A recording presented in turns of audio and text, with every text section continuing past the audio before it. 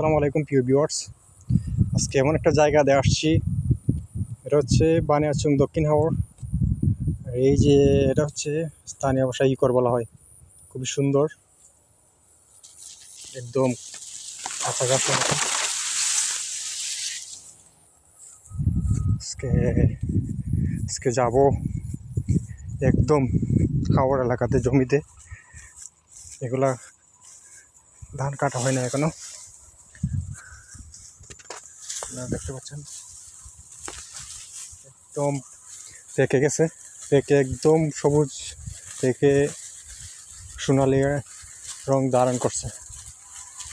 আসলে একজন কৃষক বুঝতে পারে তখনই, যখন সোনালি রং ধারণ করে তখনই বুঝতে পারে যে এটা কাটার একদম উপযোগী, মানে ফসল তোলার একদম উপযোগী হয়ে পড়ছে। এগুলা পড়ে গেছে, এই শুনেন ঝিঝি পোকা না কি শব্দ,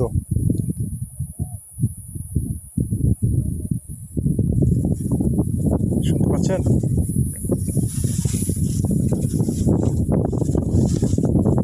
একদম তাদের দখল এখন।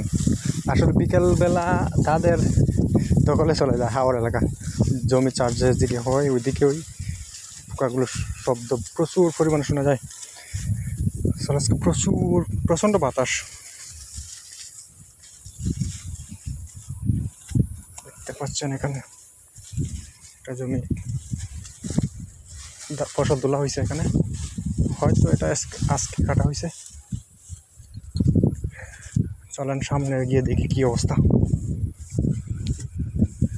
তাদেরকে দেখাইতেছি যে চারিদিকের আবহাওয়া এবং ফসলি জমি দেখেন।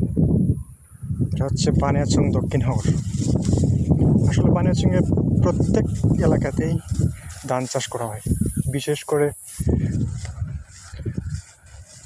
হরতি লক্ষ্মীবাউর, যেটা অবশ্যই আপনারা জানেন, ওইদিকে প্রচুর পরিমাণে ধান চাষ করা হয়।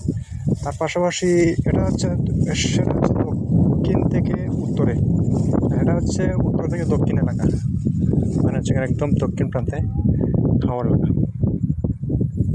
ওকে, ভালো থাকেন সবাই।